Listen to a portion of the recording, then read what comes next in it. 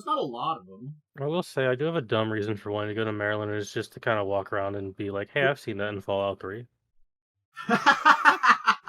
That's why I went to. That's what happened when I went to Vegas. Was I like, "Oh, I've seen this in a video game." I think we're live. Yeah, I just put us live.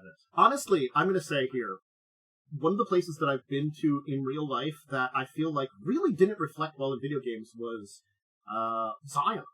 I've been to Zion National Park, and it I want to really go to doesn't. Zion. Zion was awesome.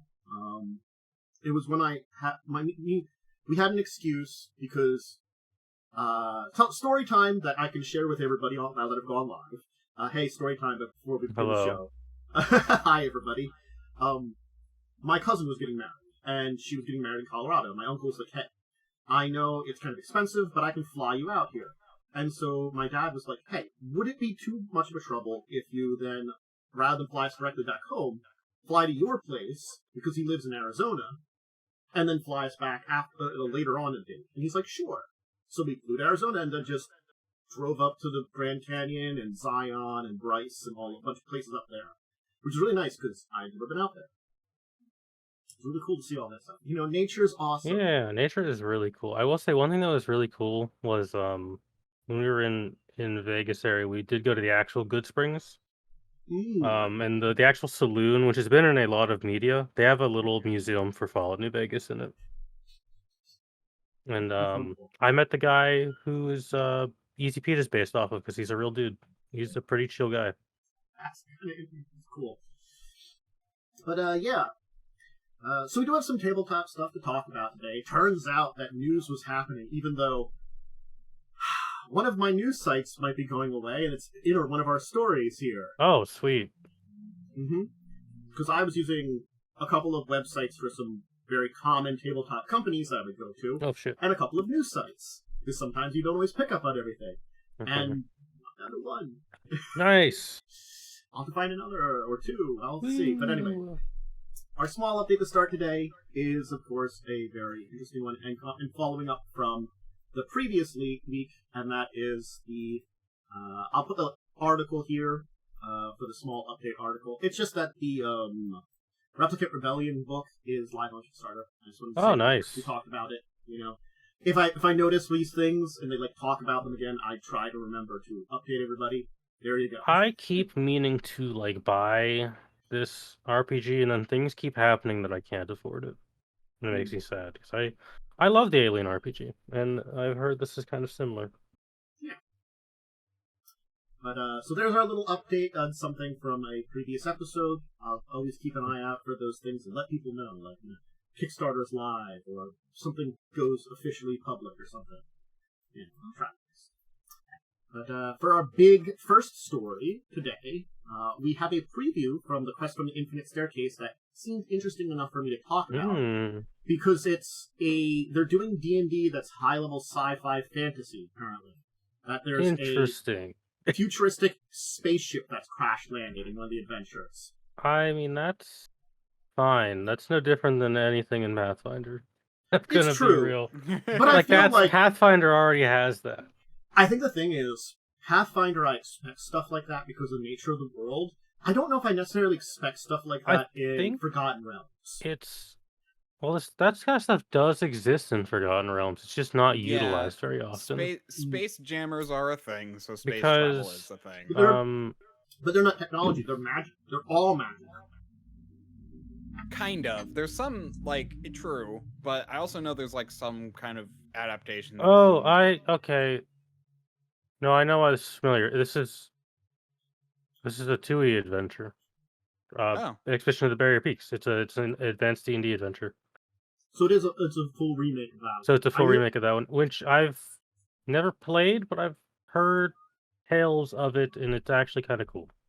Well, I knew that Quest for the Infinite Staircase was going to be a mixture of a couple of new ones and a couple of old ones.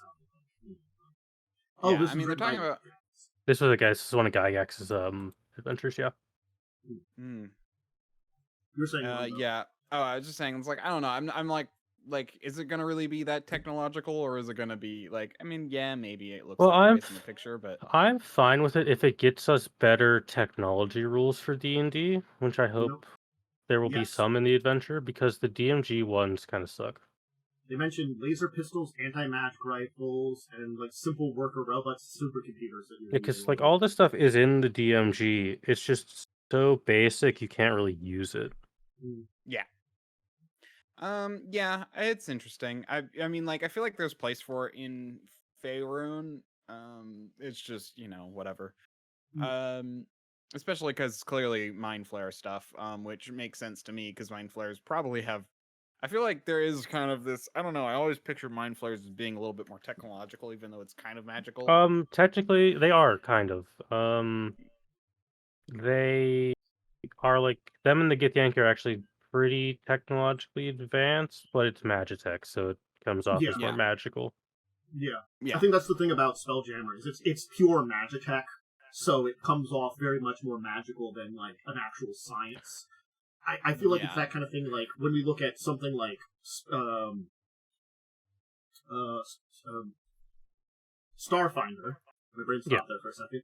Starfinder does have like magical tech, but it feels more like tech that is magical or just tech, Because there is an entire book for 3.5 that is Advanced Lost Empires in Faerun. Oh. To my knowledge, they haven't done anything with that since 3.5. So if this does well, I hope they do more with it. Because some of the stuff got mentioned in Baldur's Gate 3. Yeah. What got mentioned in Baldur's Gate 3? The Lost Mega Magic Empire. Okay. That Gale was involved with doing stuff related to. Oh, them, the Netherese. They're from a 3.5 book is where they get a lot of information from. See, I remember looking at this book, but like it didn't seem interesting enough on its own, and I didn't know. But like now that you talk about it, that would have been cool. This stuff exists. It's just they haven't done anything with it since 3.5. Because 5e is very much a Renaissance era game, and you can morph it to sci-fi. I'm of the opinion it doesn't work that well, but you can do it. Yeah, I mean, you totally can. I agree. I'd rather go. In my opinion, it's also because in sci-fi, I personally, and a lot of people who I think play sci-fi more commonly, think sci-fi is best if you don't have a level-based system because, like, yes, I agree. The most sci-fi I've ever managed to do in 5e is science fantasy, and that was Star Wars. And that's why I don't like. That's part of the reason I don't like Stars Without Numbers anymore. I tried it once, and it's like I don't like this leveling system. I hate Stars. I really don't like Stars Without Numbers. I've said my piece on it before. I'm not a big fan of it. I'm not either. I've heard Traveler is genuinely better. I like it a lot. There's a lot to it. The best part about it, in my opinion, is it's got a lot of additions which approach it differently. And what I'm probably going to do when I finally live stream a game for it at some point is I'm going to just piece together like the rules I like from different parts of it. Different like Mega Traveler and the Modern Traveler and then Mongoose Traveler and then hell yeah, I approve. T1, T2, T3, T4, T5. Mongoose 1 and 2, and Mega Traveler. Those I will say, I unfortunately don't have a lot of interest in Tales from the Infinite Staircase, it's called, because I don't run pre-built adventures, because I find it more fun to build my own adventure. I feel like... I agree, but what I'm thinking of doing is, because I think if I wanted to start doing tabletop again, I'd like to run 2, but for the amount of I like to put into my worlds and my sessions, I could only do 1 a week. So if I wanted to do 2, I'd have to do 1 pre-built and 1. I know, and I guess mild spoilers, though it's not going to be streamed. I'm going to eventually be running the 5e version of Abomination Vaults. So I guess I will be doing a pre-built adventure, because Paizo apparently released a 5e edition of Abomination Vaults. They did. I know they did a Kingmaker one. I knew the Kingmaker one existed. Yeah, I knew. Honestly, it's something I've but because I've been looking at those. I have a love-hate relationship with Kingmaker. Yeah, Kingmaker. I understand kind of the issue that you might have with it. I don't have as big of a problem with pre-built modules because I will literally just rebuild it to my specifications. But yeah, I think certainly I'm not against pre-built things. I use them a lot, but it's also the thing of like, I feel like something for first edition Pathfinder, it's a little better than somebody like very heavy, like 5e. I feel like more like I don't have to run a pre-made thing. 5e is easy to balance combat. Pathfinder, I've heard, can be more difficult because building monsters in 1e is kind of a pain. Yeah, 1e is a pain. 2e is honestly not that hard. I looked into it. I haven't experienced a lot of 2e. 2e, you basically, if you want to build your own monsters, you basically have a system of balancing between, like, so you basically have what normal stat, like, this is what a monster at this CR should have. Then what you do is you basically go, okay, I want it to have a strong of this, and then you balance that out with a weak of something else. Yeah, I just know that in 5e, you really can't go off of CR anymore because 2 reasons. One, Wizards has admitted CR, their CR calculations are just inherently wrong. Yes. And 2, I've learned this recently, the CR calculations are built for a party of 4. So if you're running with more people, it's going to be way too easy to go off the scale of CR. Yeah. I mean, there is a thing with 5e. 5e also just doesn't, in my opinion, balance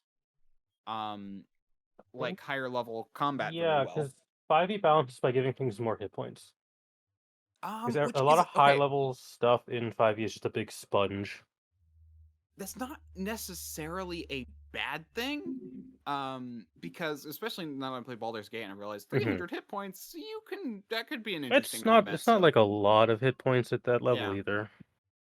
But no, I think the issue is that they throw a lot of hit points, but then they don't really add in anything else to make it's them just like more complicated. Put more HP and then that's kind of it. They put more HP and then more damage numbers and then that's it. You know, it's like it's very basic. Yeah, whereas like 4e actually put in a lot of like counter powers and reactions and 4e's I mean I say this every time. I think 4e deserves another look at because of digital tabletop now. I really should do what I keep saying to do and plan a time for like one of the small books of 4e. I got a bunch of them. I would absolutely be done. I've never played 4e. I would love to play it. I have a shit ton of books. Yeah, re-exploring it has been really fun because it's sort of like there's a lot of really cool ideas here that some have been used in 5e, some have ended up in Pathfinder. Some went back from Pathfinder to 4e, which was an interesting thing. Oh yeah. And then like it's just an interesting point in time in the history. Also, I learned the default setting for 4e is very interesting. It's future Faerun. Yeah. So it's. Did you know that, Tantus? Actually, I didn't know because I knew they did some stuff for. Yeah. Eberron and Greyhawk. But they did do. They also did Dark Sun in 4e. They did do Dark Sun, which I really like looking into. So in 4e, it's basically Faerun after it collided with another like celestial sphere, and like basically it's post-apocalyptic Faerun. Yeah. But yeah, no, I have a lot of good ideas. Yeah, I've been listening to a podcast that plays 4e, and here's my thoughts on it so far, just based on listening to other people play it. And that is, combat takes a very long time because it's very tactical, and you have to think through your moves, and you have a lot of moves, and so like it takes a bit. But it's also again a lot more tactical. It does really suffer the roleplay aspect. They really did not put enough effort. It's like I would actually say it is detrimental to it. It's like it doesn't have enough focus on roleplay. Yes, it's like that is something that I felt like when I played it back in the day. That like you can shove it in there, but you're doing a lot of the work for it because the system itself isn't built for it.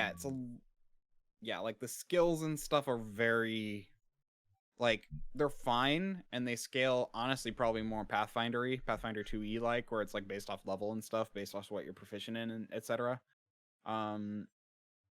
But it's like, yeah, so you do have social skills and stuff though, but also the way you have to like, you know, the way CR is calculated based, and it's like it expects you to have certain magical items at certain points, which actually is a little bit detrimental to the system as well. So that was something that I also discovered in like because we were running the adventure path where you eventually take on Orcus. We only got about 4 books in before we ended our thing. Out of the 9 books it was a very long series.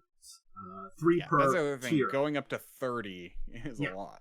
But in between the second and third book, honestly, it's kind of sucks because like during the first 2 books, if you need to, you can spend money to upgrade equipment during the entire adventure. The third book, you can't upgrade anything from beginning to end. Nice. Because, needless to say it, you end up in a mystical like pyramid that you're exploring. You can't leave the pyramid until the adventure's done. Yeah. There is a way around that, but you'd have to have someone who picks up crafting. The magical crafting feat.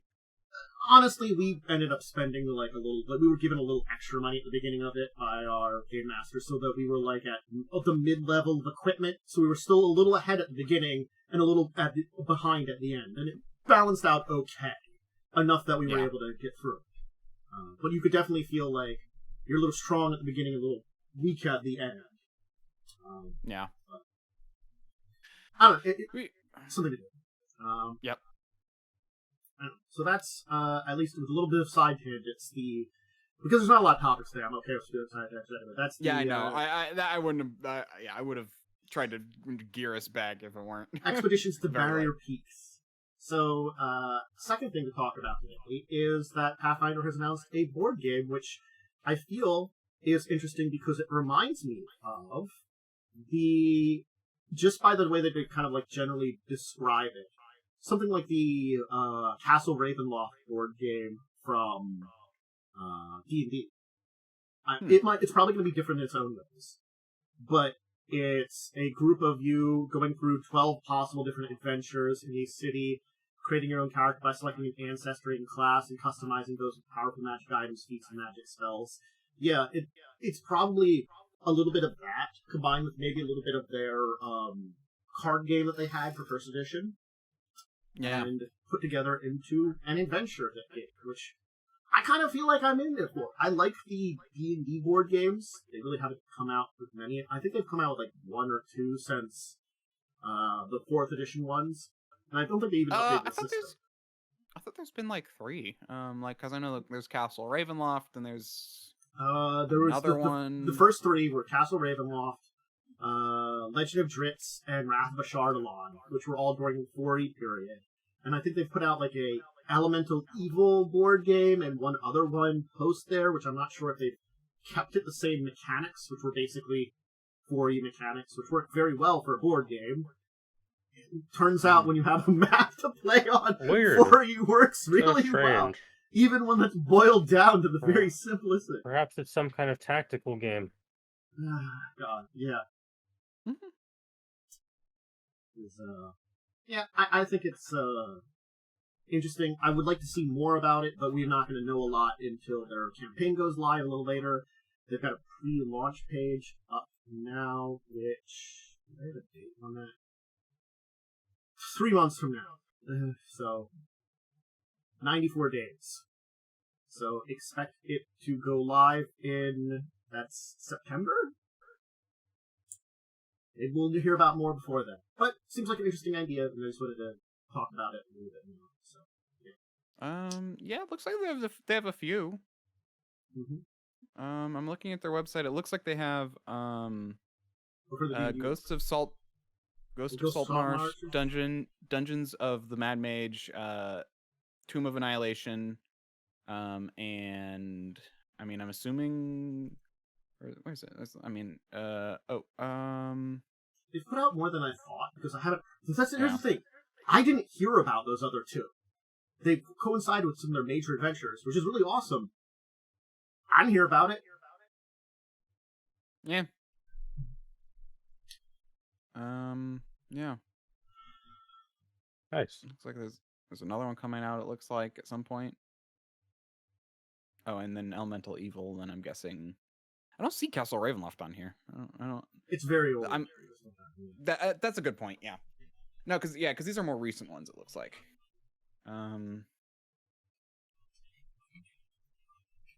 So, yeah. Yeah. So it looks like they have come out more. Yeah. Cool. Unrelated news to this, my starter set finally shipped. Ooh, So awesome. I will have it to talk about probably next week. Cool.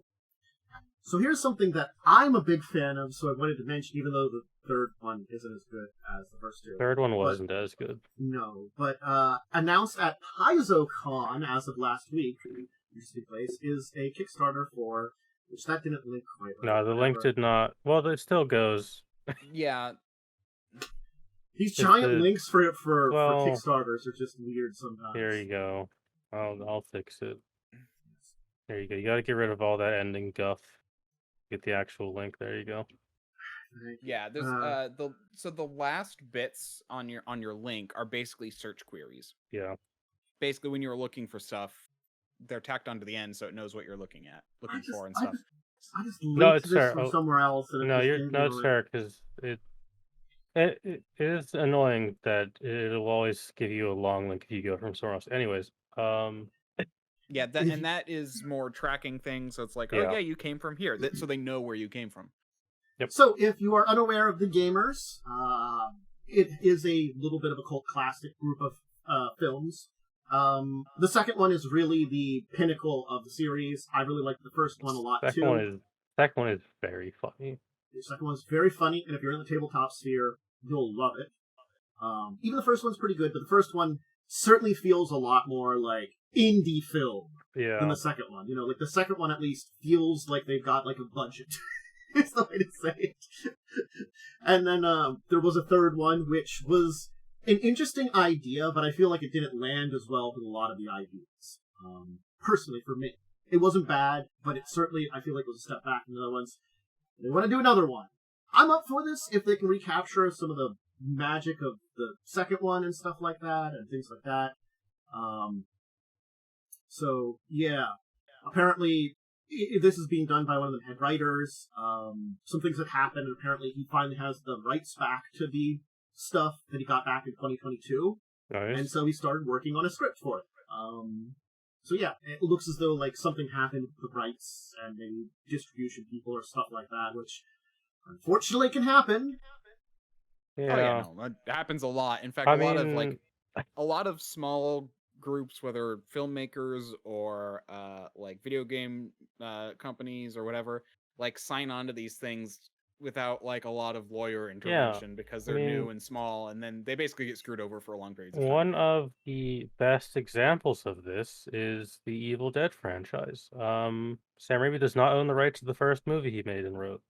Mm-hmm. And that is why the second movie has like a 30-minute reshoot of the first movie. Yeah. It's wild though. It's wild though that I've only seen the second movie like once, and I still quote it sometimes. I've never seen The Gamers. They're so dumb. I'll have to do another movie night at some point. Just watch this again with everybody or something. Because it's really wonderful. I mean, there's just like the joke of the paladin going to go look at the architecture. Yes, it's like the party just looks at the paladin and he goes to like the door. He opens it. He goes, "My, what fine but rustic architecture!" And like just walks out to look at it. You know, that joke doesn't work. That joke doesn't work in 5e, unfortunately. Well, or like the bard keeps dying. Hide behind the pile of dead bards. So like he like comes to one of the sessions with like 50 character sheets. He's like, he goes to the GM. He's like, can I get a new character? New character if mine dies. He's like, oh yeah, sure. So it's just copies of him with slightly different abilities. So they keep popping out with like different costumes. You know, like and it's dying in this one battle. So then there's just a huge mound of fake bard corpses that they're like hide behind that to fight the enemy. Behind the pile of dead bards. It was wonderful. It's such a funny movie. It's very, very ingrained in role-playing culture. It's very, like, a lot of the jokes won't make sense if you've only played 5e, because it's very 3.5. Mm-hmm. Back when Bard sucked. Yeah. I'm sorry, Bards. It took a long time for you to get to a good Took you until Pathfinder to be good. Mm-hmm. And then 4e copied suit, and then 5e copied I actually suit. don't know what 4e Bard does. 4e Bard is very it's Healy buffy. It's got a lot of I'd probably play a 4e Warlock if I played 4e. Yeah, basically they're very blasphemous, Bard. Yeah, Bard is not as, it doesn't get much in the way of like damage dealing. It's very it's a leader type. And it's a leader type. Leaders are meant to in heal battle heal and buff. Neat. Yeah. So and 4e is a system that you need healing in battle, actually. Wow, think about that. Healing in battle, where you have abilities that... It's not a waste of a turn to heal in battle? Yeah. No, you have abilities that either buff your allies and heal someone, damage an enemy, and then heal someone. That's ridiculous. What do you mean? Healing should be a waste of a turn. I'm sorry, what you were saying. Yeah, basically, I mean, I know they have a thing where it's like they can basically turn on an aura. I know about this one ability because it stuck in my mind for whatever reason. You can turn on an aura, and then your allies can use a minor action, basically a bonus action to heal themselves. Is one of the abilities they get. It's like Scald's Aura or something. Nice. That's pretty cool. Yeah, that's right. Things. Yeah, I like a lot of the ways that they. It's both restricting and interesting because they did restrict each class to a specific role. Something that's a little nicer in 5e that you can diversify like that, or some of the second Pathfinder things are better at that too. But... I actually think the roles though are nice to think about, and I agree that like it's very, the way they did it in 4e is very restrictive, so only certain groups can you're only going to see most of a certain type of ability on a certain class, which is restrictive in a way, but it is nice that they kind of have that for how tactical combat is. It's interesting to see that when I've been going through my kind of class guide and looking at classes, seeing as they got farther in 4e, they introduced more classes that had mixed components that you're like, oh, I'm a leader, but I got some components of like a defender in me a little bit too, so I can do some defender stuff. You know, they introduced some more mixing. And they do have multi-classing rules. And it's basically you pick a feat. It's the weirdest multi-classing rule. They actually introduced hybrid classes in book 3. I think it was. Players have book 3, where you can play two. The original ones were just you took feats that give you abilities, and then because I did this when my warlock, when you took the next tier, you had the option of taking the abilities you qualify from that class too. So I was so you pick a feat, and it allows you to qualify. As long as you qualify for like the feat, you can then pick powers from either class after you pick up the feat. Yeah, because I think I took I was like a fiendish warlock, but I took as my middle tier actually a sorcerer ability. It was like the ice sorcerer, because it gave me a lot of like more passive things that, because yes, my DCs weren't as high for abilities from that, but a lot of the passive abilities and abilities that didn't rely on saves were really good for my character. So I was like, yeah, this is worth it. And all the warlock mid-tier classes kind of suck for my character. But anyway, because 4e does require party balance. I do like that 5e does not. Although, you know, if you do get a balanced party, or a party who actually thinks about it, this thing is like, you can actually make combat a lot more deadly and tactical if, as a GM, if your players do that. Or you can just play a group of, racist or dwarven, all dwarven fighters and just see what happens. Here's the thing I have to say about 4e too, is not all roles are made equally. You don't need a controller. At all. In the first game, the first book, only wizard was introduced, and they just aren't important. They actually said, they literally said, defender, striker are the two most important. They actually say that. I kind of feel like leader can be very helpful too, so I kind of tie that with striker. Oh, leader. Defender is really like, you need a defender. Yeah, you need someone who can take hits, and you need someone who can deal damage. The healing is fine, if you can take someone down fast enough, you don't really need a healer because then you can just take a 5-minute rest and heal and spend some healing surges. So, Sorry, distracted by thought. Yeah, but anyway. No, I totally agree that like controller isn't as good, and controller is really different in the way that like, because controller is more about like. Controller's hard to actually control, like you can't actually control, which is why it's not actually as amazing as it sounds, because it's like you can't. It's area effects, movement around the battlefield, and occasionally group buffs, and you kind of try to balance between those. Especially later on, controllers added group buffs to their entire mixture. But like really, blowing up an area is the main thing you do. Usually it's AOE and debuffs, as I see as a controller. High five. Whereas, yeah. I don't know, she might be done. I see it as AoE and debuffs. Alright, let's got a couple more topics here. We should move on to a big one here in my mind, or just at least an annoying one. So IGN Entertainment has bought up a whole lot of people, including Dicebreakers, who did some really good articles. And so I don't know if they're going to exist anymore because redundancy. They probably will. These things don't go away overnight, so they'll probably be around for a while. The question is, will they go into like IGN subscription type stuff and just be morphed into IGN? I assume eventually down the line it will just be folded into IGN itself. Yeah, but that again, that takes a while to happen usually. Yes. Yeah, so it's... The biggest concern for me is all the journalists are going to inevitably be laid off. Yeah, that's usually what happens. Here's the other thing about it. I don't trust IGN from what I've heard lately about what IGN sucks. It's like pretty known that IGN really sucks. Bad. So it's they sort used to of be like, really reliable, but then like over the years they're just super corrupt now. Like, but again, I mean, there's the jokes of like, the bad game reviews, but it goes a lot deeper than that.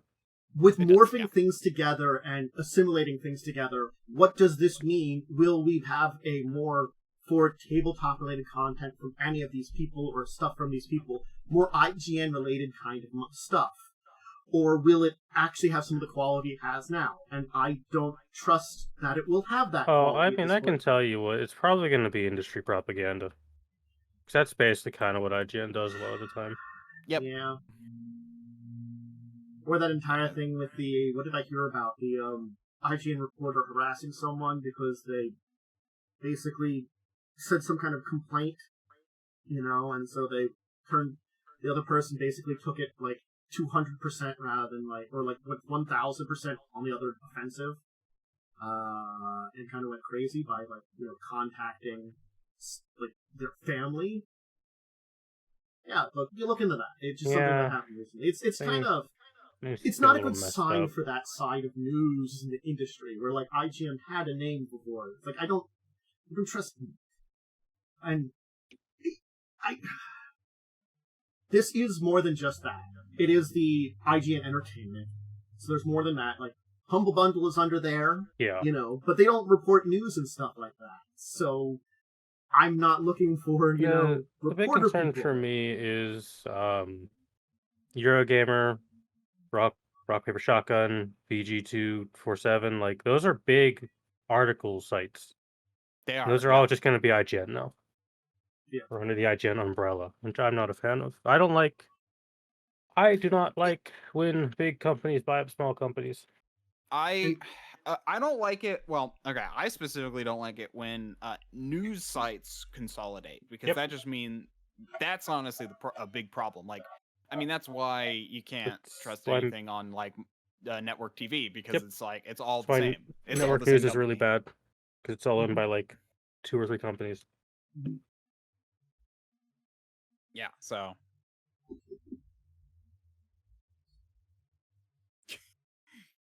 Oh, kitty play. She's going after her tail. At least you're making me happy about this with this distraction that's kind of. Mm-hmm. Yeah. Yeah. So, no. And that's a lot. How'd they get all of this in such a short period of time? They were under the Gamers Network. Yeah, they bought one network. Oh, Gamers Network Publications. Okay. So it's like I didn't actually read the article. Basically, I'm thinking that the Gamers Network had been a consolidation of a number of brands in of some different types and stuff like that, because these things do happen. Well, yeah. So what can happen, and what the Gamer Network thing sounds like, honestly. I mean, to be fair, there was a lot of stuff covered on multiple things, but honestly, I see, based on what's here, it seemed like a group of people who are under one roof to basically help with stability more than actual that rather than like the Games Network like telling them what to post. Whereas IGN is definitely you're allowed to do this, you're not allowed to do that. Yeah. Also, it sucks because IGN will now own EGX, which is a big convention, a big fair trade convention in Europe. Oh, not included in the sale are EGX or they don't include EGX. Okay, that's good at least. Or its digital brand Popverse, which remains with me. That's good. So it looks like it was just the sites. That is not as bad. Still sucks because I don't like. I mean, IGN kind of sucks. Oh, IGN. They're also acquiring Humble Bundle. Well, they've owned Humble for a while. Yeah, that was a big deal when they bought it. Okay. There's a lot of ethics questions when they purchased it. Okay. Yeah, I think it's an interesting thing to say that I'm not looking forward to the future at this point in time, but they could prove me wrong. Like, if we still have a site that tells us about tabletop news, that seems good, great. If it's just, it's also in IGN, and it's now IGN Tabletop is part of it. And you now have to buy a subscription to read it, and then you're gonna lose me. I have one other site. I can find another site that I can find information. Here's the thing. Well, no. So here's the thing. It will take a while for this to die. Which I'm gonna tell you, it'll take a while, and as it does, other ones will pop up. Yes, but there has been no updates to Dicebreakers since the deal. There won't be. No, they probably can't talk about it. There's NDAs and stuff. But I mean, they're not doing articles or anything. Is what I mean. At all. Oh, you're saying? Oh, I see what you mean. Yes. I also don't stop themselves. To add, and I also do not think it'll be pay to read, because that is not what IGN does. True, IGN, they don't. Their IGN Plus is only to remove ads and a bunch of other bonus stuff. Got it. Okay. I honestly don't go on IGN, so I actually kind of figured they were. I rarely use it. I just know that, I mean, they suck for a lot of reasons, but they aren't paywall yet. Okay. I guess that's honestly, I could rant about this, but it's the thing I hate most is I have a powerful computer, but the amount of ads on some of those news sites is so much that it will slow my computer down and crash my browser. Why the FBI recommends, a lot of organizations recommend you use an ad block to keep your stuff safe and not explode. I do. Here's the thing. I probably should, because there is one place I go to that does that if I let it sit there and I have to watch it. And that is, unfortunately, something that I use a lot as at very least, an outline. The World of Darkness wiki sites, which is a great outline and can also tell me a lot of books that I can look into for additional information. Yes, so the wiki sites ad heavy. You should install uBlock. I'm sorry, or just the Pathfinder websites don't have them. Well, Pathfinder wikis are really nice. They're pretty damn good, and they are very minimum ad. The World of Darkness one is just 2,700 different ads on top of you who destroy your computer. And this is another side tangent. If you do not use an ad blocker like AdBlock or uBlock, you are also just putting yourself at risk for malicious ads that you can click on by accident and get something on your computer. That is why law enforcement agencies actually recommend you use an ad block when using the internet. I probably should put one in. I don't go to a lot of places other than YouTube and Twitch, but I probably should, just for some of the search stuff that I've been doing more lately. And I just find it so weird that these companies are man, we can't monetize anything. Let's throw a bunch of ads to monetize it. And then it's all well, now everyone has to use ad blocks, so you can't monetize it because you destroy your websites with ads. And Thanks, then it's YouTube. Okay, we'll block it. And Hey, use YouTube Premium. shout out to you watching this video without YouTube Premium or Adblock. Did you enjoy the 15 ads they put in front of this, and then the 10 more that are going to be in the middle of it? No. That's Twitch. No, that is current YouTube. To be fair, YouTube will put so many ads on a video. Honestly, most of them are skippable or 6 seconds. And I had a friend the other day who got a 2-hour unskippable ad. That I've not seen that. It was longer than the video that she was watching. That's insane that they got those. Like, I haven't seen those. I use YouTube Premium, and it's honestly the best purchase I make each month. Probably going to. I'm probably going to switch from Spotify to YouTube Premium because I use YouTube a lot more than Spotify. Same. Although I have both. That's fine. I mean, if I get my pay raise, I'll probably keep both. But I only use Spotify for podcasts.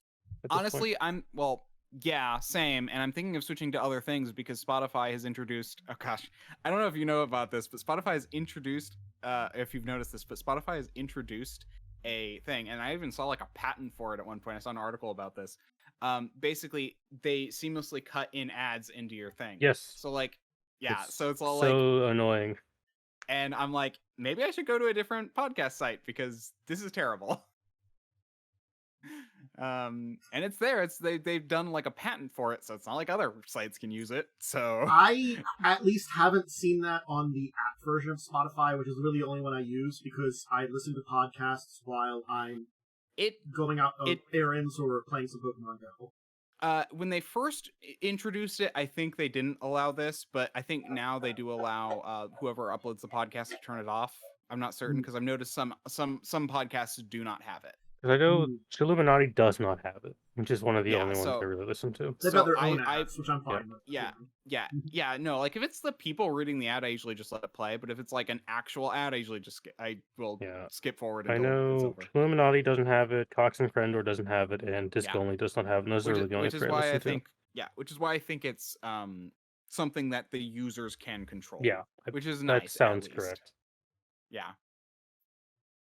But yeah, no, it's very much like there's one that I listen to that doesn't that lets it go, and I'm like, okay, skip every time. So annoying because you can't just hit skip once. You have to like skim and then go back and then. Yep.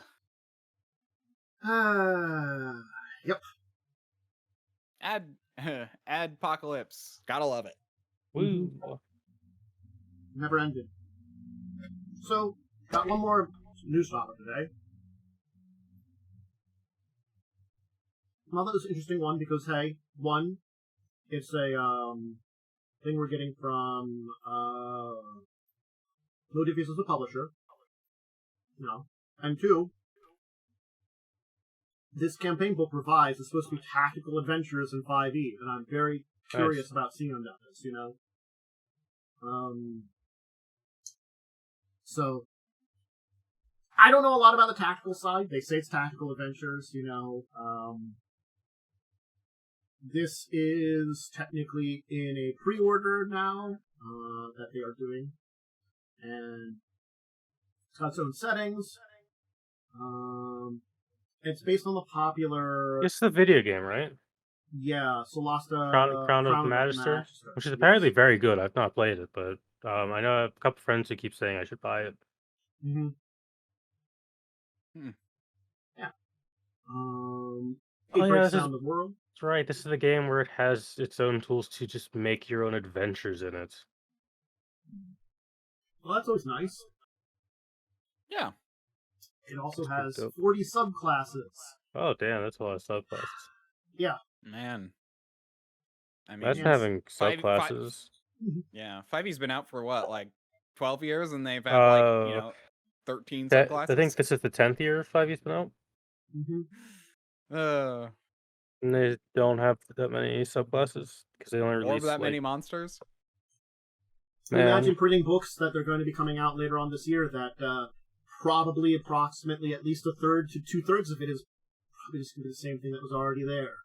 So you're just paying for the extra third. It's revised, Tantus, so you should pay premium bucks for it. And technically speaking, that 1/3 will make it incompatible with everything else. I will say, though, I have run at least the UAs. They do actually kind of work together. Unlike some other revised versions that have come out where they just didn't really work very well. They're with old rules. I think it's the idea that it's maybe like semi-compatible.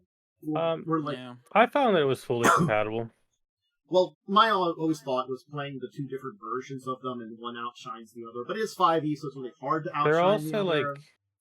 Again, the new we've had this discussion, but the new classes are better at some things, worse at others. The old classes are genuinely better at some other stuff. Yeah, I think again, it's going to come down to the new. ideas. Yeah, and I think the new classes are better in the sense that they offer a lot more functionality each level, whereas like there are some just non-abilities in current 5e. Ah, hey, you knocked down my phone. No shit. Running that wire. Cat heard you talking shit about 5e. I know. I continue to talk shit about 5e. Cat's a paid shill.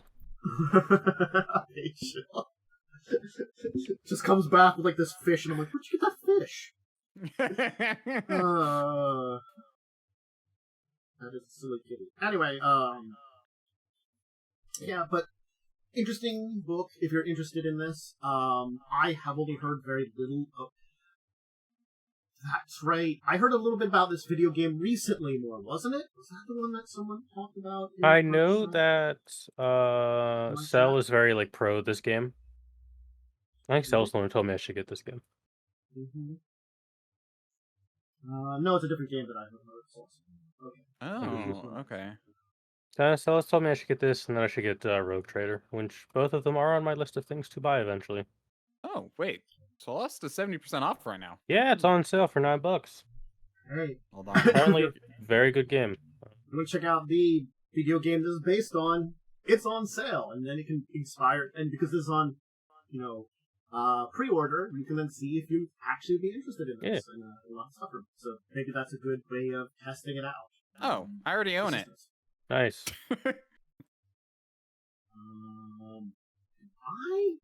I don't. It's because I don't really buy games. Dude, I must have bought this during one of those super sales. So probably. That's the only time I buy games anymore is when they're like mega discount. I guess I'm gonna add to my wish list. Let's see. Well, it's on. Get the complete collection for expensive with all of these goddamn. Complete collection for things. $30. Yeah. So not too bad. Yeah. Check it out if you're interested in it. There's also one. Yes. Why don't we talk about our week in tabletop first before we get into our deep discussion topic? Sorry, I hadn't finished deciding which one I wanted to do. Wasn't bad that way. Did anybody do anything last Saturday after the show last week? Saturday? No, I went to bed. Did we do anything? Not last Saturday, no. Oh, how about last Sunday? We had Joe's game, right? You did. We did have Joe's game. Yeah. Lightning game ended last Sunday. Okay, so we just had Joe's game. We ended up going into the outside world. Nice. That's the best way to describe it. If you don't know about Sigil's like a big ring city. Yeah. Where the gravity's on the inside of a ring, but it floats around a mountain, which is surrounded by weird wasteland that is made up of like elements of the various other outer planes that kind of congeal together in weird ways. Nice. Anyway, we went to that weird congealed area because we got to go find a Modron and most likely assassinate it for fine. A casino that can actually get us some stuff we need. Yep. Yeah, we're basically being hired by a casino to assassinate one of their accountants that ran away. You're just playing Fallout New Vegas, so. It really is kind of work. Just like working for the Omertas. I mean, they at least are better than 95% of the people we've seen here so far in the entire place. I mean, most people in the multiverse suck. Yeah, no, I mean, like, I think the second nicest being we've seen was the fucking Beholder bartender in that one place. Yeah, that's like pretty cool. Yeah, it was like, hi there. He's contributing to the local economy. Yeah. Which I find funny because the only reason it's a beholder is because like I asked him what species it was, and Joe's like, you know what? I can't find it. I'm like, what should it be? And I'm like, a beholder. Why not a beholder? And he's like, you know what? Sure. Beholders can do whatever they want, you know? Mm-hmm. Yeah. No, that's the thing about beholders that's kind of fun. Like when you actually look into them, is that like their whole thing is that they're extremely self-centered to the point of where they become what they believe themselves to be, in a way. I just really want to be a bartender. Also And hardly if you- yeah, xenophobic. But it doesn't mean They that he might hate you, but it doesn't mean he won't serve you because he likes your money. Yeah, he's making money off you. He's like, Yep. you're kind of foul and disgusting, but I get money off of you, so Like you're when okay. just like when I play Yeah. Stellaris. Mm-hmm. Yeah. Also, it could be like, I'm the best bartender. I'm going to prove it. You know. Yeah. You know. 5e's got weird beholder lore. Not gonna lie, it's fun but weird. Yeah. So that was that. We didn't really get a lot else done. We basically met with a lady in charge of a.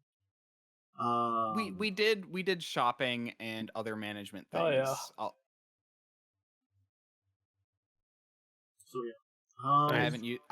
I haven't used it yet, but I bought Guiding Bolt and written it in my spell book because I have a feat that allows me to get some non-standard.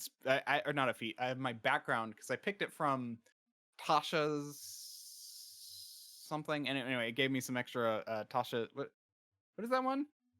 Tasha's Cauldron of Everything. There we go. That's the book. But it like basically makes feats a little bit more powerful. Joe toned it down a bit because originally I just got these spells, but it allowed me to write like non-standard spells into my spell book is what we decided on instead of just getting them. That's cool. And Guiding Bolt will be nice because it's actually kind of buffy. And you target someone, hit, you deal damage, and then you get advantage. So it's kind of fun. Ooh. And I can make it deal any energy type I want because of my subclass. Yeah, we just talked to an old man on Sunday and then jingled some keys in front of his face and he went to go die on a planar adventure or something. And then that was like kind of it. Maybe we'll see him. No. I don't know. He's probably dead. He was like several thousand years in the past. Yeah. Oh, he's probably dead. Cell became the new wizard of the city, I guess. And that was that. Cool anticlimactic, but I was also, it was just kind of me and Cell that session because everyone else was a little brain dead. That happens. I've been in that situation. A little rough. One time but... I was too brain dead to actually function on the Wednesday game. I was also the one apparently doing all the talking. I'll have to talk for a second on Tuesday about like my condition because it's a story and I was out of it. I did notice that. That's kind of why I ended before we did anything that required actual rolling. Okay, so skipping Monday for a second. I was having like some issues, and my brother was like, "Here, take this that we have in our account." Yeah, you did sound like you were on something. It basically made me drowsy. I didn't know that's what it was going to do, so I was half out of it for a lot of that. Yeah, it was fine. It's basically like, take this before you go to bed kind of medication, and I didn't know It's a shame. I don't want to like harp too much on it, but it is kind of a shame. I noticed something was up because you usually do respond when I like, hey, this is what's going on with your character. You were so out of it, you just did not hear a single word I said for like an hour. I don't know what was going on. Like, I kind of like, could you were understand. Like so out of it. Yeah, it like everything kind of went fuzzy for a while. Like at the end, I was kind of a little back in it, but I was like, I missed a lot. I kind of know what happened, but I don't also basically know. We'll circle back on it. Basically, you entered the nightmare dimension. You entered his actual domain. And you're gonna go kill 3 guardians to close the portal. And you got some help to go do that. That part I kind of got. There was like 3 dudes we had to kind of kill. Yeah, you got 3 dudes who are keeping the portal open. And then a little bird helped you. And you have an item to stun one of the 3 dudes. You have to decide who you want to use it on. Ooh, okay. You'll stun them for 1 round, which probably means they die in 1 round. I'm sorry, it wasn't stun, it was paralyzed them for 1 round. So you basically have a free kill on one of them. Interesting. Monday, I was definitely a lot more with it. Monday was just, oops, someone rolling all chess rolls. It was a thing that I accidentally set up, but You set up a chess tournament. I set up a chess tournament one of the players had to be involved with. You set up a chess tournament that forced our wizard to have to roll like 18 times. It's fine. Wow. I was also in a tournament on a Friday game. We'll talk about that. And though. then I made a lot of money off of that character by organizing a semi-legal gambling ring where I kept 10% of all the bets, which is how actual gambling works, by the way. Yep. Ooh. Yes. So it's not illegal. It's not it's a legal scam. Yeah. You can't prosecute me for it. I did do at least 2 things where I stopped cheating. One You thing did where I stop some found cheaters. during the tournament, I discovered some cheaters, and then I assisted in basically bringing some justice and reverse cheating on the person that was cheating. You caught some cheaters. You screamed, "Hey, these guys are cheating!" Like, what's going on over there? Hideous laughter. And then I stopped caring because one of them became incapacitated, and it was your problem. Then I put him to sleep. Was it? No, someone else. I think someone did a hold person. Oh, I did hold person. I forget I have that because I have 2nd level spells now. And then we were like, "Hey, this is sus." So we broke in to the people who are organizing its house. Somehow you didn't get caught, despite rolling 3s on all your stealth checks. I was invisible. That's the only reason I wasn't caught. And then, yeah, we were basically found out that all of the matches against our wizard were literal grandmaster chess players. We're like, well, we're just gonna change that. All those guys can go fight the king, who's an asshole, mm-hmm. and then he can lose. Very obviously, switch these around and arrange this.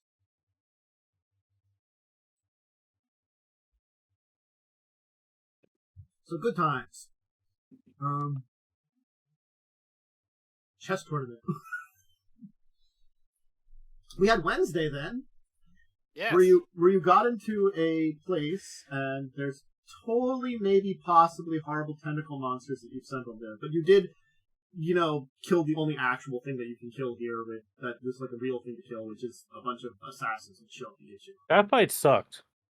Yeah, because they surprise you when half your group is up in the shaft and it takes a full turn to get down, or you have to attack with a mistrance. Not the best fight, and Joe went down, which was interesting.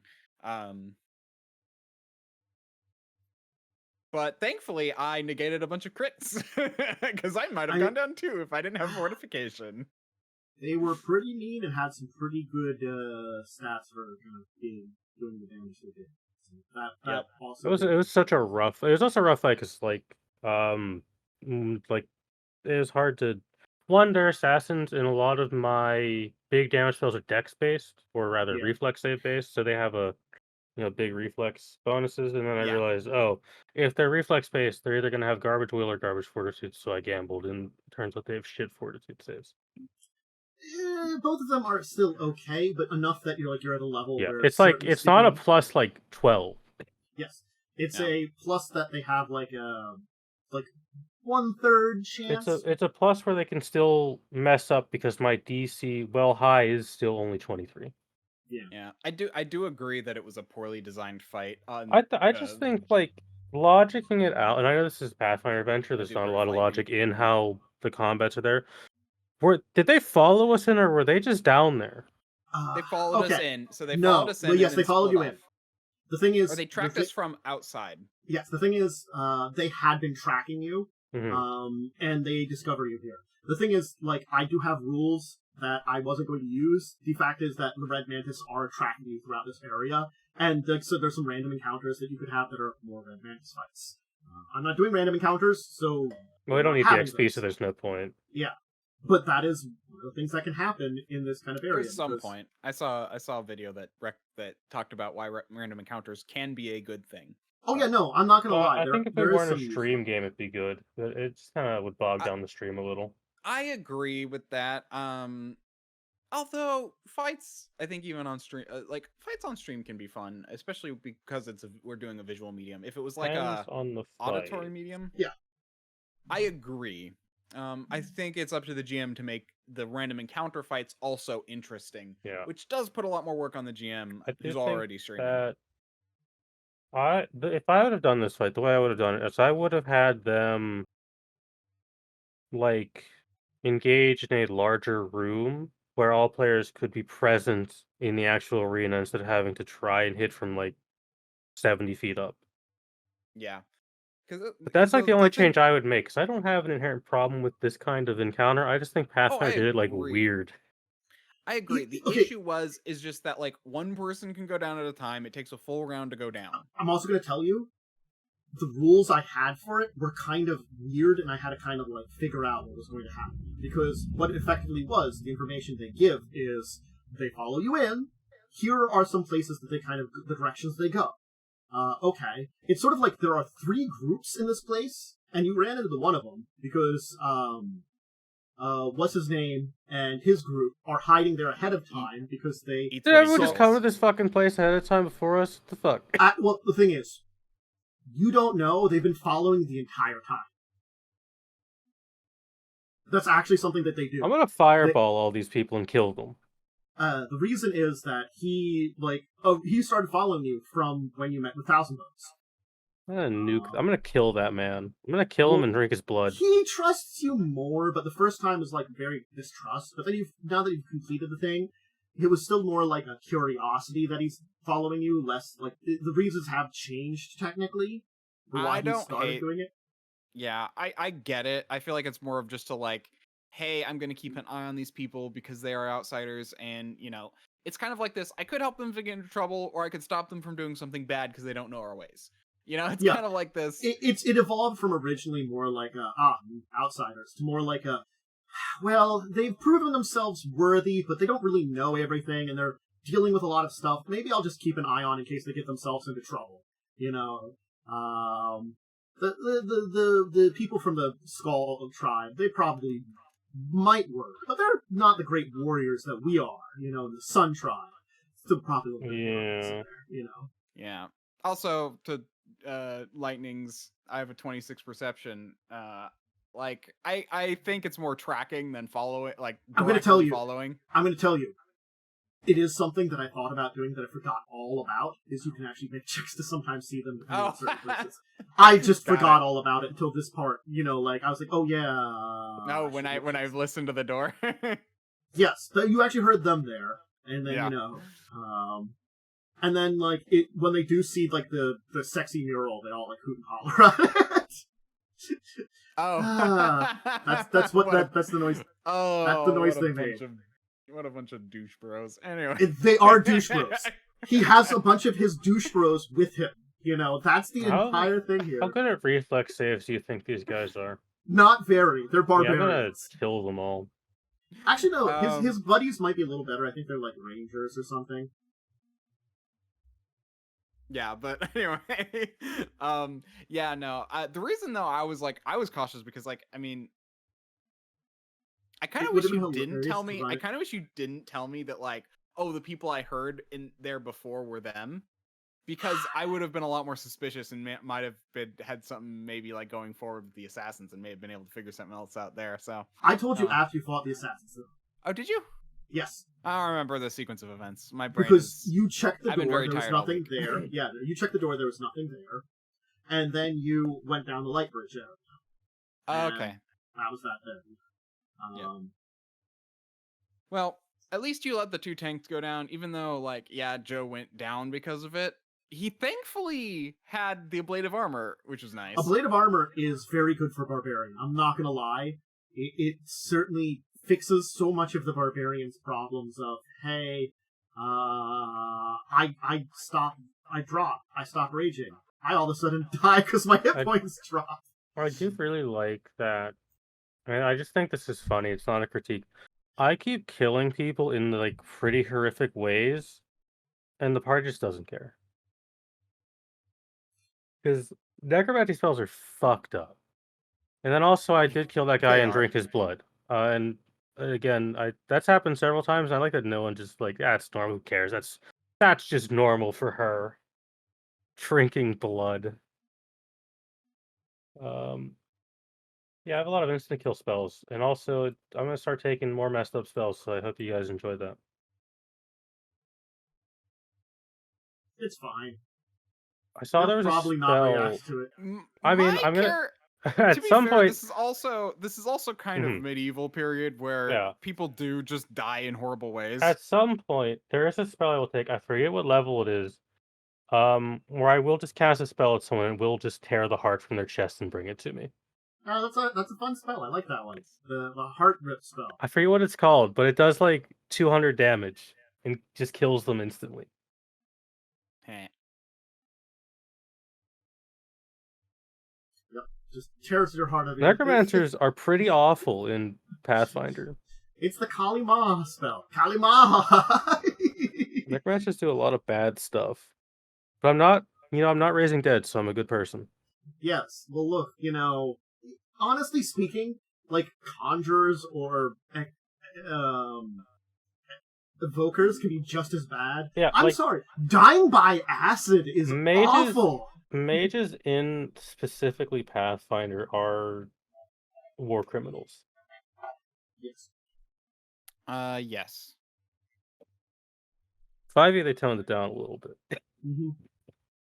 There's not as many messed up spells in 5e, but there's still some that are pretty messed up. Yeah. Hardly Yeah. looking. But that was Crimson Queen. It I think it ended up okay. It was interesting. It's an interesting part, and I'm adding a little bit of interesting stuff to it. Hopefully that'll be good for folks, and we'll enjoy. We'll see how it all goes. And then was it this week? It was this week, right? Worm, was it you, me, and Joe? No, who was it? I didn't. Yeah, it wasn't me. It was. I was. You were busy. Joe, I, and Blaze hung out a little bit, and we did do some of the Ravenloft event tabletop game. It took us a while to figure out a tabletop game we wanted because Blaze didn't really want to play anything like competitive, and we just were looking through stuff. Understandable. We managed to play the Ravenloft one. It seems Yeah. pretty good. Fun to try out. We did a different one than we had done before. So there was a zombie dragon there, and we didn't kill the zombie dragon because that wasn't the point of it. We were supposed to find like a secret exit to the place, and we did do that. And then we all escaped before the dragon could, horribly murder us because it's a villain, and villains act on everybody's turns. So yes, villains are pretty mean in the game. It was fun, we succeeded. And had a good time. I think that was it for our weekend tabletop. That was. I had something Friday. Oh, you had something Friday. You're right. You had mentioned that you were going to have something Friday. Something you didn't do. Okay. Yeah. So, again, the game where my friend is making the game. We ended up. Hey, it was the first time we didn't spend 3 months in between a game. Hooray! It was now only like 2 weeks. Nice. Yeah, so we did that. So we left off, I think, with a weird heist on a shield that they had originally stolen from another group, gave to a guy, stole it back from the guy, and buried it. Or this is like one of the players who's chaotic chaos. Their alignment is chaotic, not chaotic neutral, not chaotic evil, just chaotic. Which is fine because at least the player is like, not they're playing a character and they're like not mean about it. They're a good person at least. Gosh. So it's not like that person who are just like, why are you doing it this way? It's like, okay, at least you're explaining. It's like, yeah, this is what she's doing. You guys can stop her if you want. Mm-hmm. But yeah, so that's where we left off. But then start off the next morning with the guy basically locking everyone in their rooms and trying to figure out what happened. He failed. And although it did get pinned on another guy who we've been traveling with or been talking with and stuff. He didn't like get so now he's all, but then he was able to get kind of out of it with the help of some of the party members fast talking. But the other guy was just like, fine, but you're coming with me all day. It's like, okay. Some kind of just like weak ass scholar dude who basically just kept saying things because he like knew too much, but but he didn't actually like know what happened because the chaotic person is the one who stole it. So it's just this thing where he kept talking about it. Though it's like, oh yeah, I know what you're talking about. It's like, oh, you do. It's like, well, yeah. Oh yeah, sorry. He's a scholar, but he also has fortune telling magic. So he's like, I knew about this. Oh yeah, this happened. Oh yeah, I told you. It's like, oh my gosh, stop. I like it though. Yeah. And then there was a thing where my character signed up for a tournament, and I fought in a few rounds of the tournament, and I beat a character 2 levels higher than me. Nice. Ooh, nice. Yeah, he actually, the GM said, I did not expect you to win that. To be fair, it was a well-timed crit that really did it for me. Yeah, because what was happening is she was basically, my character was like a heavy hitter build that like hit hard and has armor. And she was like a build that could like basically there's a whole system in this called like where called shots get past armor. So armor is more like DR in this. So if you're a light build, you can do called shots to get past armor.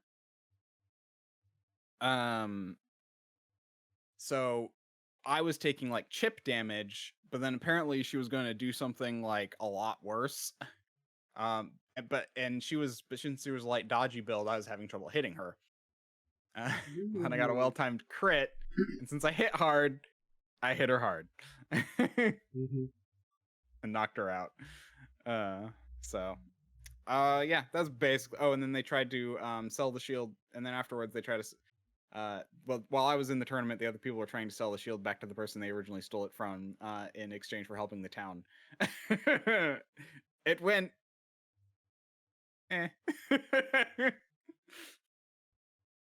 Hey, sometimes that's the way it goes. It goes. Yeah. Anyway, cool. Sounds like a very interesting week in tabletop that we all totally had and had a good time. It is. So, all right. I was looking at my list here, and I did see something that, you know what, we can talk about, and it comes to mind in some of our games here. And today's a little bit of a deeper discussion topic I want to talk about was planning as a player. Because that can kind of take in many forms. It depends on the game you're in, but sometimes you need to make plans. Something like a Pathfinder, it's really good to have an idea of where you're going to spend your money, or where you're going to level your character, that kind of thing. Certainly speaking, planning can take the form of planning for something that your characters are going to do, some kind of battle, or some kind of like mission. Planning for an adventure. Planning comes up in many forms, and I think the thing is there's 2 types to talk about. Your more out-of-game planning, and then your in-game planning. For out-of-game, I kind of talk about it by the form of, it's good to get an idea of what you're going to be doing for your character, what's going to be happening for you as a player, and sometimes certain things like management style stuff is better to be done outside the game. Like if you're managing a fortress, maybe that's not the entire point of the game, it's just something that's kind of come up, then you probably want to plan that out of the game more or less than in the game. Would you agree with me on that end and stuff like that? Or is there more things for out of the game planning you folks can do? I mean, yeah, yes. Part of out of the game planning could also be like, it could be leveling up, it could be shopping, it could be shopping. Yeah, that's true. Those things are part of that. They're probably the more common, actually. Yeah. But they are kind of standard too, and yeah, it's something we all do. I'm just thinking that part of it, probably the out of game stuff, is the stuff that needs to be discussed less, I think. because that's the stuff that's not going to. It's important. There's a lot of Don't- I mean, depending on some systems have a lot vaguer rules, and so you need a lot more GM adjudication. So you need to Yeah, that's ask a lot true. more questions. Yeah. Pathfinder has, even though I would argue it's actually got a lot of very vague rules, it's also got a lot of like consensus on what these things mean, even if like they are still open to interpretation, rules as written. It's been around long enough for that to happen, so yeah, it's not as bad with that one. Mm-hmm. But yeah, there are definitely some like 5e. There's definitely some ones that are like GM ruling on this. Items, purchasing items, creating items. Yeah, so those are like other things. Then you've just got like, so if you're talking about planning, you could also talk about like, characters planning a heist in a game if you want to go like Well, that's what I mean. there, That's more in-game stuff when we talk about that. Yeah. Planning a heist, planning an adventure, planning a combat, planning an ambush. There's a lot of versions of that are very important, and I think it's a thing that it's good for all the PCs to be involved. I mean, this is the point in time where I think when you're planning something out, I kind of more encourage a lot of people to speak up a lot more because, yeah, sometimes you don't need that as much because, like, oh, just this person or this person is really the core of the plan. But, maybe your character has something to contribute to whatever's going on here that needs a plan somehow. I've just accepted that regardless of what character I'm playing or what game I'm in, no one's going to listen to me. Really? I mean, I think I listen to people, but no, actually, yes and no. My two characters both listen and don't listen because I think, like... Perrin definitely doesn't listen. Perrin lives in his own little world. He does really live in his own little world, so I'm not going to deny that is an accuracy. Autumn listens, but then forgets the conversation. Conversation was had. I'll be honest, that was one thing I don't miss with when Cell was playing. I'm like, okay, he just does his own plan and expects everyone to go along with it. Cell's a big planner. Yeah. And it's all like, I mean, I'd love to contribute. I have ideas too. Anyway. I think Ivana's not really a planner. Ivana will give input if you ask, but she's not going to really like plan meticulously because she's very much she's a wizard, but she's very much take things as they come. Yeah. Ada plans a bit. She's not as big of a planner as Cell was, and honestly, I feel like it's just more Cell as a player. That is just every Cell character plans that way. Yeah. It depends for me. The player for Ada though, she's a planner. But she also reacts a lot. The thing I do with planning, and I guess I don't know if this is still on topic. The thing I do with planning is, and this is very much how I somewhat am in real life, and this should shine through a lot with Misty in the pirate game, is I will analyze your plan and poke holes in it so you make a better plan. Honestly, you do play devil's advocate a lot with that, and I actually think that's a good way to go about it. I do tend to be a primary planner as a player. I like to overthink everything. The bigger thing this also though depends a lot on the GM. Like for Tantus, I try not to overthink it too much. For Tantus games, that's just because. God, simple approach can often work. I'm not saying like it's situational. Like honestly speaking, it is. You've come up with some stupidly insane plans here and there that work really well. Nothing is as bad as half of the plans that came out of Skulls and Shackles. Some of those plans were truly insane. Yeah, I will agree that. Yes, and then Shackles have some, the planning in what was it, fucking Wrath? Mm-hmm. Planning. Yeah. Two people that made all the plans in Wraths were psychopaths. Yeah, I mean, I had a lot of say in the dimension door into the guy's office plan. That was a good plan. I think that one worked out pretty well. I think there was some things with like the way the things were all executed that weren't as well, but the idea was actually pretty sound, honestly. I'm not gonna lie. The issue was he immediately charmed everyone. That was the problem. Was he That was a fascinated. bard. He was a bard. Yeah. He fascinated Yeah. everybody. It When he just was sucks alone, fighting bards. Yeah.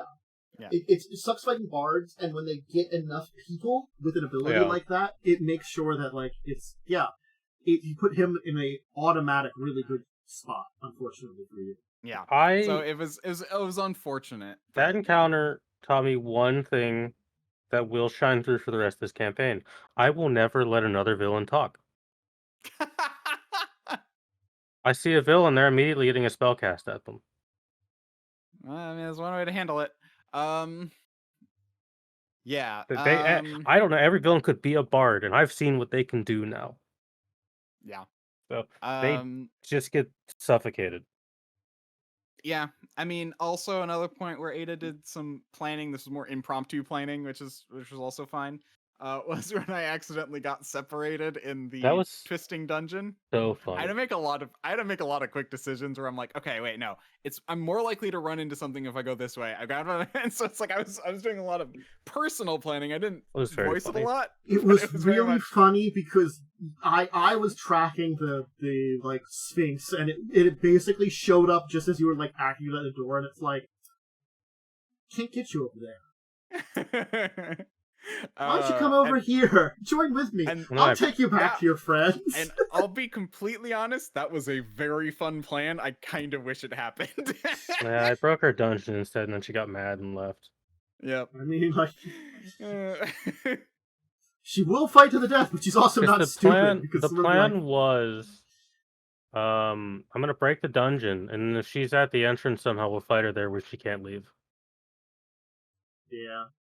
And then she just left because she didn't want to deal with that shit. Well, it's again, she didn't want to die. It's like, again, she is a creature that would fight to the death, but if you're like in a position where that doesn't really like work, you're not gonna. Position where we've clearly won.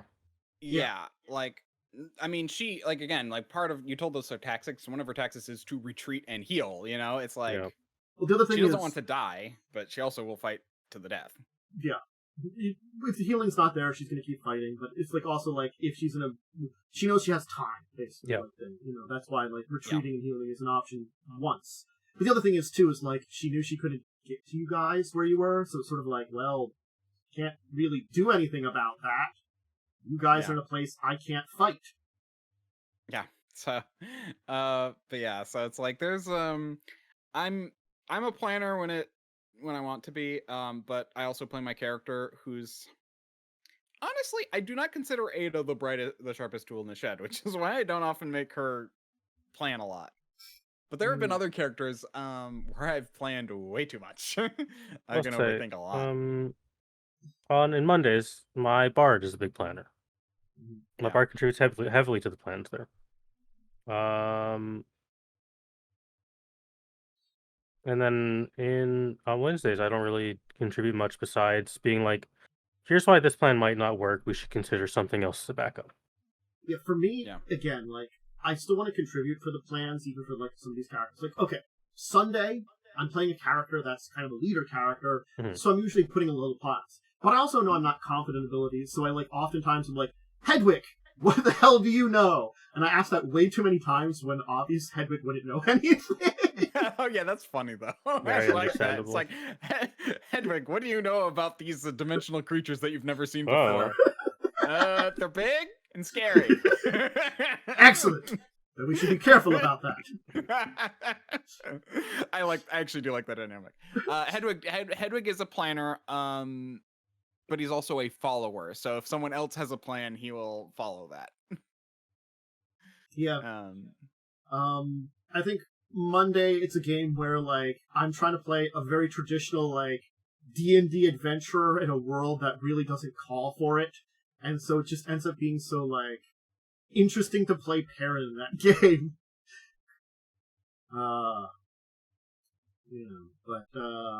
Perrin is a little freak. He thinks of stuff the way a D&D adventurer would. Freak. It's a weirdo.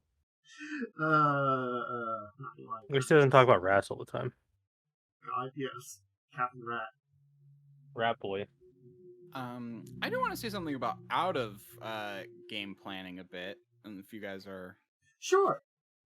something that I think is not often considered is when doing out of game planning that players maybe should talk to. I mean, depending on the game and stuff, but perhaps players should talk to each other more and plan around each other more when leveling up and such.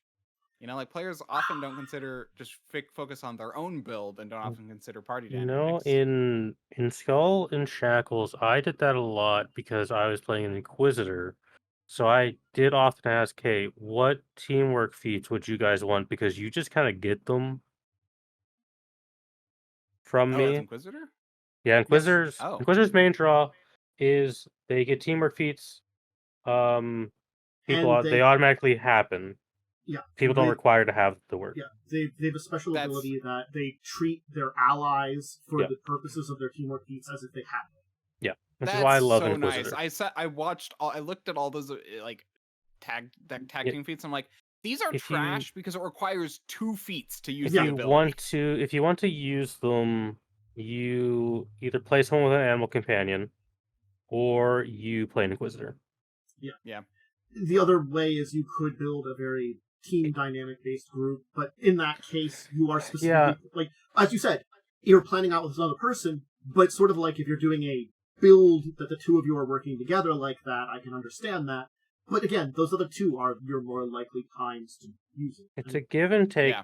Teamwork feats are a weird give and take because while you're both taking something to work together, you are starving yourselves of potentially good selfish feats that you might need for your own build.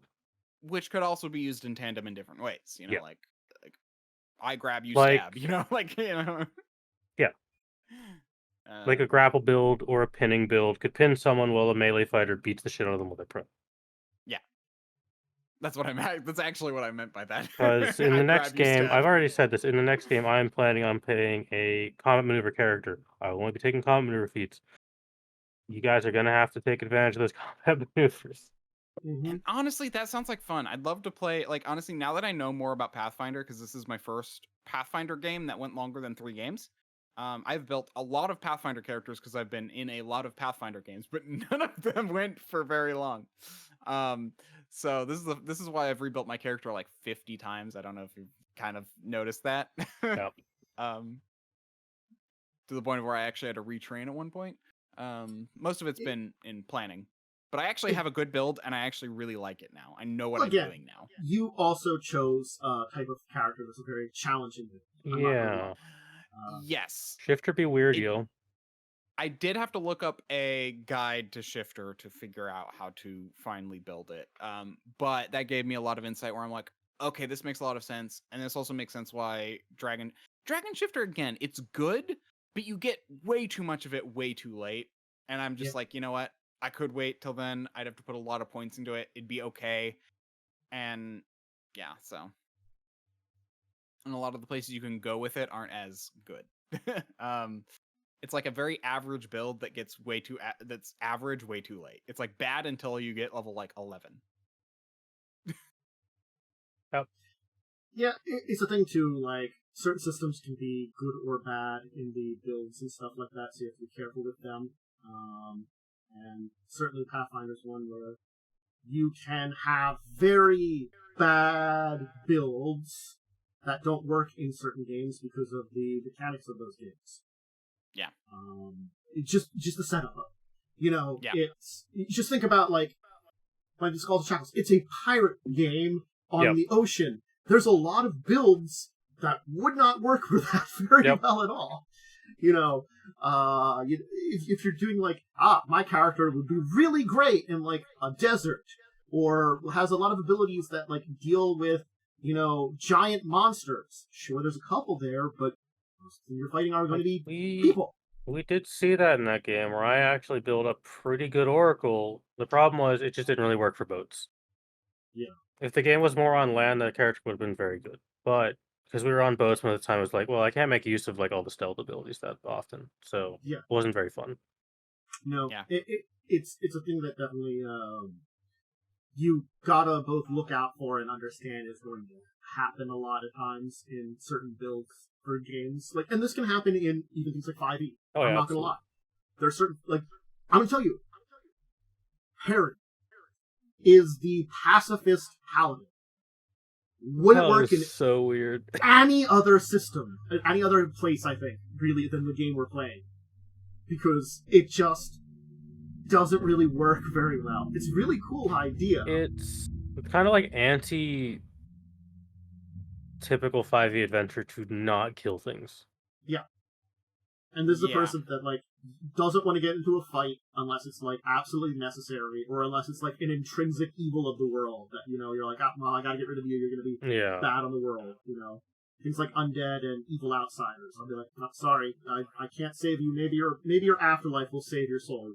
I can't redeem you in real life. You've gone too far. Just try harder. Go ahead. But, again, like, I feel like that's the thing is, I don't feel like I need to look in 5e as heavy ahead of what I want to do. No, because 5e, and this is the thing with 5e. 5e is very simple, which is to its benefit, I think. Mm-hmm. Agreed. Like a fighter in 5e is always kind of going to be the same fighter, regardless of your subclass. You're going to do the same thing, same with cleric, same with paladin. Druid and wizard get a little different, so the sorcerer, but overall, you're still doing mostly the same thing. You're still usually taking the similar spells or similar feats, because 5e just doesn't have a lot of that. I think a lot of other systems that I can point out off the top of my head do pertain well to having an idea of where you're going to go with your character.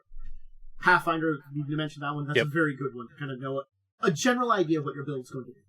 2e is a little bit of the same. I think 2e you don't have to worry as much, but even 2e having a general idea of kind of what you're building into to a degree helps, because, like, you only get so many skills that you master, and a lot of abilities pertain to whatever you kind of, like, direction you go. Like, oh, you're getting a lot of skill feats and stuff like that.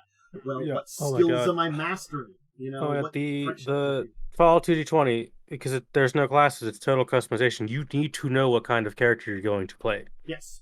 Because, like, there are so many perks. Same could be said for a lot of those other ones, like Shadowrun and all the World of Darkness games. Cyberpunk is a big one as well. Cyberpunk, too. They're open-ended, yes, and you can certainly add other things in, but being such an open-ended game, it does mean you kind of have to understand the role you build into, when it's appropriate, what kind of direction you want to build your character up in. If I'm a cyber samurai or a street samurai in Shadowrun, I'm going to be wanting to, like, get a lot of money and get some new cyberware, or put up my gun skills, you know, something like that, or, you know, get a new cool gun. Granted, you need to earn money for that, but you're setting a plan, you're setting a goal for your character that you're like, oh, I'm going to buy this, you know, awesome rocket launcher or something that I can, like, mount on my shoulder. It has, like, you know, a cybernetic component that I can fire out, you know. It's weird. I don't actually know if they have something like that. I probably do, honestly. It's probably. I think Cyberpunk does. Cyberpunk probably at least has that. But again, it's that idea that you are kind of planning is putting forth a goal in mind a little bit too. So planning and a goal put together very easily there, you know, like in this point in time where you're planning out for that goal you have in mind for your character, whether it's the build you're leveling into, some kind of, like, you know, things you want to buy that you have to earn money for, you know, that's sort of that outside planning of putting forth that, you know, that's planning equipment and stuff is planning equipment shows up in a lot of games. Yeah. Planning downtime for characters who can do crafting and stuff. Oh yeah, or some other stuff, like, you know, depending on the game. Yeah, and that can be nice to plan, because sometimes it's like, okay, we're going to take this downtime, but we reached it kind of in the middle of a session. You know, oh, okay, well, I've prepared some things, so now I can apply them now. You know, like, that's kind of nice for it's like, GMs. In River's game, we have a long downtime every, like, 2 to 3 sessions. We gotta plan that shit. So we gotta plan what we want to do during that downtime. Because there's technically helpful things we could do, like research. None of us do that. I don't think any of us have done research roles. For me, I think it's the thing that I don't know what direction to go in a lot of times. With I'm not. I know what the plot is. I don't know where to start looking for answers, though, for that game. So it's hard for me to plan that downtime. Yeah. Definitely, I agree on that one. It's like I like the downtime aspect, but like because of Perrin's very weird nature and like freak. You are an actual freak. Well, you know, I'm an isekai character You're from like favorite. from another planet. Yeah, and I'm playing that. I'm actually trying to play that relatively seriously. The problem is then it's sort of like, well, I don't necessarily know how easy it is to Yeah, you don't know how this world really works. And sort of like a lot of times where it's like, well, you can just, you know, continue your classes and stuff. I'm like, well, that probably teaches me at least a little bit of what's going on here. Big nerd stuff. Yeah, and like there really isn't a lot of like extras to the entire situation that I can kind of plan out, and that's just I'll build the character and less the stats and more the just sit up with it, which has been fun to play. It's weird to play, but fun. Like I'm playing a very good thief in that game. I could go and break into staff offices to try and learn stuff. I just don't know who to like look at. Yeah. It's hard to figure that out currently. Yeah. I think it's the thing that there is a lot of plot going on. We kind of know the plot, and we also don't know the plot, too. Like, we know the general plot, and we know that, like, stuff with lycanthropes going on, but it's just like, I don't really know where to start looking. I'm sure more might get, because, I mean, sure, more will get revealed later, but because we're not that long into the game, to be fair. I also think it's a little bit in that case where it's hard for planning because we're less involved with that. So it becomes like when your like characters are half involved, it's both easy and hard. Look, I got more important things to worry about, like dating the crown prince. You know, I got to worry about some short dude's rat society now. I got to worry about these idiots. You got to worry about football. You're trying to make a new sport. That's your plot. You're trying to make sports safer. Yeah, I'm basically like the beginning of football when a bunch of like idiots are just like, I'm like, you know, maybe we should wear helmets, guys. Maybe you should wear helmets. That's where we are. I'm paladin version of football, and I'm like, hey guys, to, like, you know, invent basic safety equipment. Yeah, that's kind of where we're at, and it's just like, oh my god, you guys are just like beating yourselves in the head until you get brain damage. Please stop. Well, there was an example of planning that's kind of interesting, is solving a puzzle. Oh, and God. Also, shit, man. I just remembered because Joe's game, I was the one who had the little twisty puzzle that had I had to figure out the letters. Mm-hmm. And what's so funny is I literally almost got it. I was one thing away, one letter away, and Joe gave me a hint, and I'm like, okay, that solves it for me, but man, I probably would have gotten there in literally 5 minutes. Not puzzles are definitely something that you have to kind of sit and think about a lot, and it is involved a planning aspect to it. But and I think it's nice, actually. I really did like that, and it's something I actually might use. And honestly, I'm going to give Joe a lot of credit for this because it was kind of smart to do, even if he didn't do it intentionally.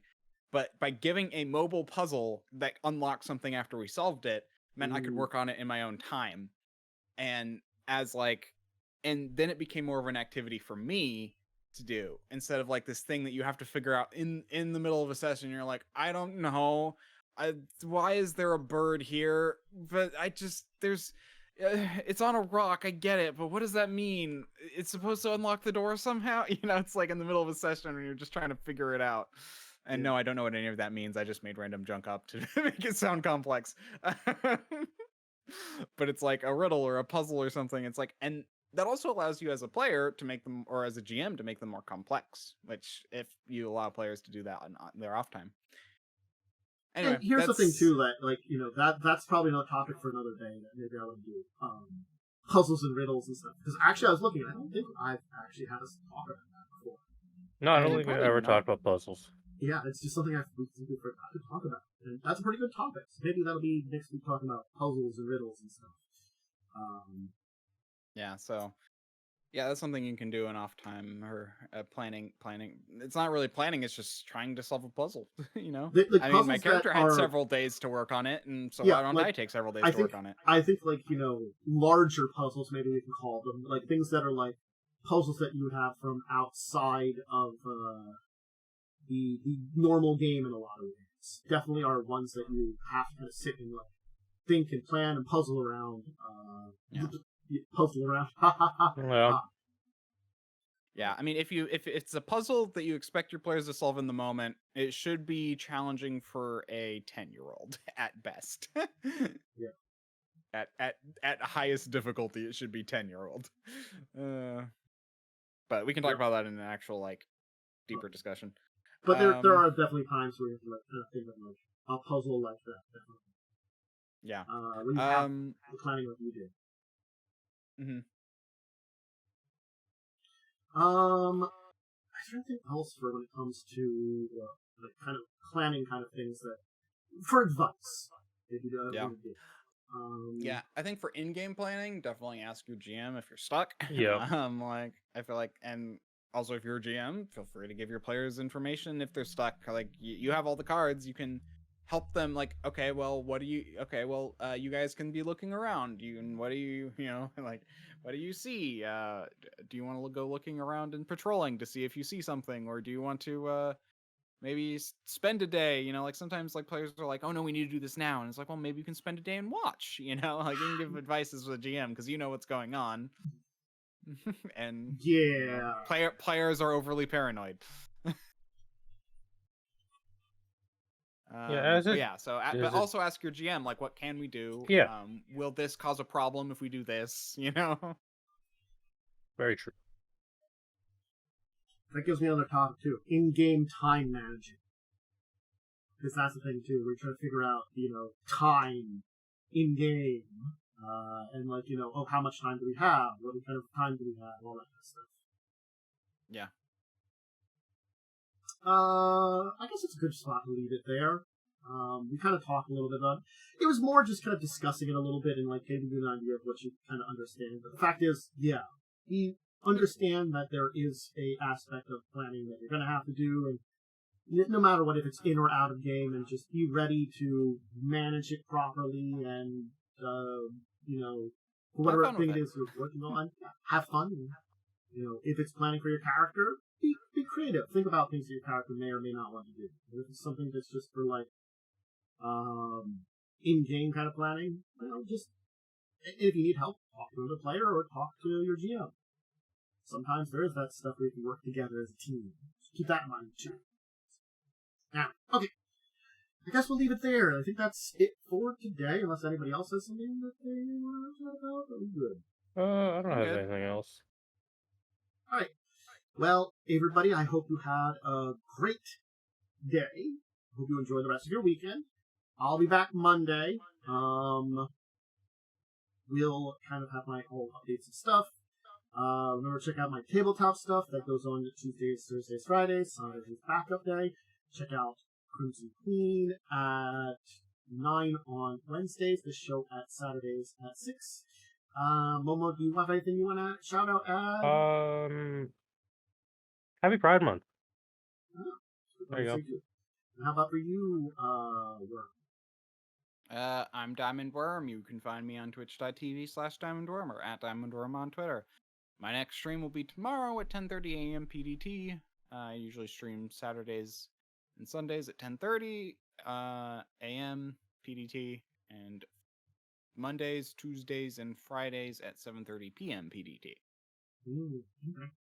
Figure I might get my whole time schedule currently because I don't always do that, and sometimes people can't make the next one.